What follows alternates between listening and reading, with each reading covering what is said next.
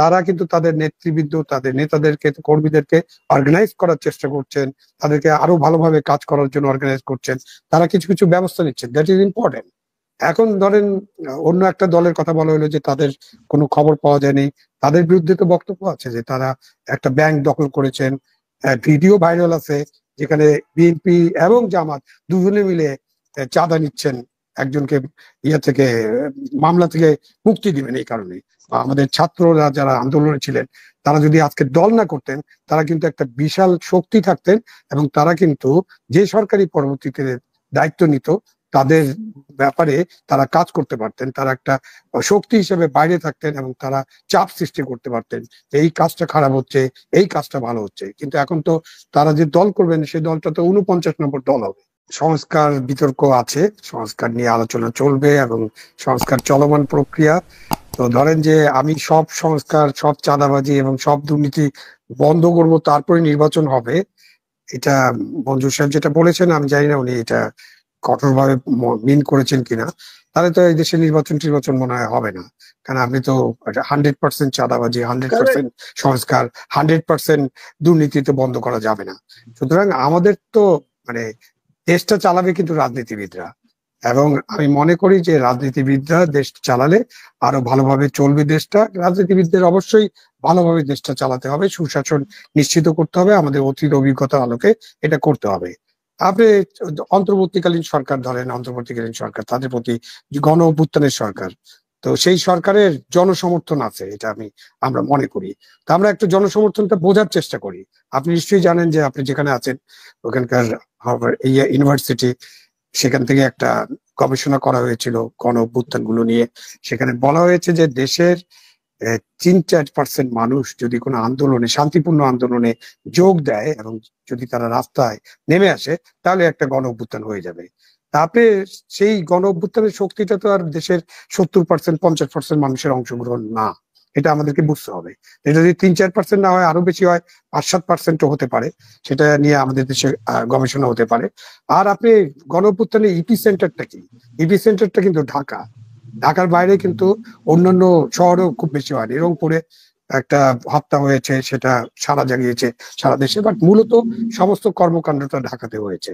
এবং একদম তৃণমূল পর্যায় পর্যন্ত এই গণ অভ্যুত্থানের জন্য একদম তৃণমূল পর্যায়ে কৃষক শ্রমিক একেবারে নেমে আসছিল, বিষয়টা এরকম না। এখন যখন আপনি রাজনৈতিক দলগুলোর কথা চিন্তা করবেন, তখন একটা ভোটে, যে 2008-এর নির্বাচনে, যে অন্য নির্বাচনগুলো তো 14, 18, 24-এ নির্বাচন হয়নি, মানুষ ভোট দেয়নি। 2008-এ 87% মানুষ ভোট দিয়েছিল। এবং এর আগে 2001, 1996, 1991-তে 70%-এর বেশি মানুষ ভোট দিয়েছে।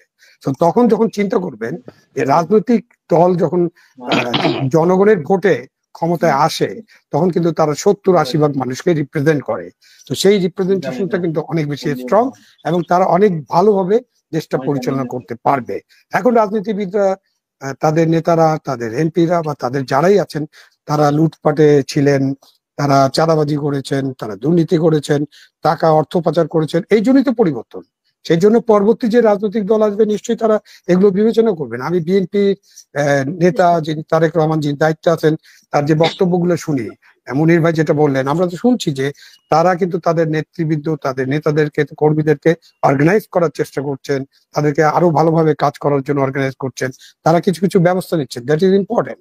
এখন ধরেন অন্য একটা দলের কথা বলা হলো যে তাদের কোনো খবর পাওয়া যায়নি, তাদের বিরুদ্ধে তো বক্তব্য আছে যে তারা একটা ব্যাংক দখল করেছেন, ভিডিও ভাইরাল আছে যেখানে বিএনপি এবং জামাত দুজনে মিলে চাঁদা নিচ্ছেন একজনকে থেকে মামলা থেকে মুক্তি দিবেন। এই কারণে আপনি ছাত্রদের কথা বলছেন, তাদের চাঁদাবাজির অনেক খবর আছে, তারা চাঁদা তুলছেন, তারা দল গড়ে তুলছেন, এগুলো খবর আছে, বাট একদম এক্সক্লুসিভ কোনো প্রমাণ এখনো আমাদের হাতে নাই, যে কারণে আমি নির্দিষ্টভাবে বলতে পারছি না প্রমুখ ছাত্র সমন্বয়ক চাঁদা তুলেছেন। এবং কিন্তু দল গঠনের জন্য টাকা লাগছে, সেই টাকাটা কোত্থেকে আসতেছে এটা তো আমরা দেখতে পাচ্ছি, তাই না? আপনি ভিজিট করতেছেন, আপনি হেলিকপ্টার নিয়ে ভিজিটে যাচ্ছেন, সুতরাং আপনি যখনই দল করতে যাবেন তখনই তো আপনার টাকা প্রয়োজন হবে এবং সেই টাকার জন্য আপনি চাঁদা তুলবেন। বাট এটার তো কোনো হিসাব টিসাব বাংলাদেশে হয় না।